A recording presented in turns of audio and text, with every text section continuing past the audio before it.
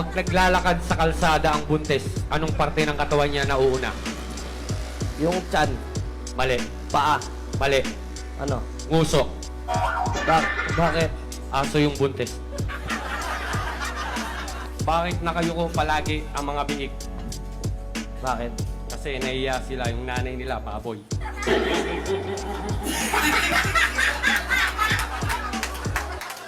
Knock knock. Who's there? Maraming lalaki. Maraming lalaki who? Sugod mga kapatid, tayo ay magsama-sama. Iwagayway na ang bandera, rock and roll hanggang umaga. Nasaan yung maraming lalaki? Gusto mo damihan ka ba?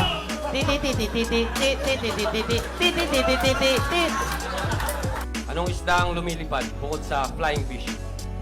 Ano? E-fish. Ano tawag mo dito? Daliri. Hindi. Dito. Pisngi. English. Chick. Dito. Chick. Cheven. Paano gumawa ng pangit na anak? Paano? Tanong mo sa nanay mo. Anong tawag mo sa grupo ng aso? Ano? Atso-satson. Bakit ang bata pag pinanganak unang ulo? Bakit? Kasi sa ulo rin una pinapasok. Sinong bayani ang lumpo bukod kay Apolinario? Sino? Marcelo H. Del Pilay. Anong bansa ang maraming tae? Ano? Thailand.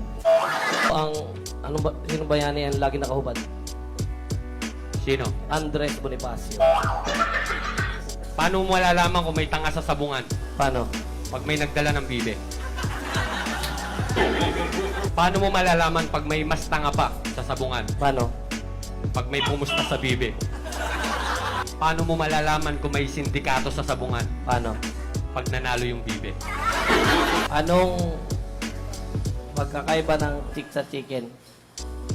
Ano? Ang chicken may pakpak, ang chick may pekpek. Paano mo sasabihin sa babae na maitim yung kilikili niya na hindi siya ma-open? Paano? Bes, ano yan? Deodorant mo. Kiwi? Sinong artista, sinong komedyante ang mahaba ang baba? Si Babalo. Tama.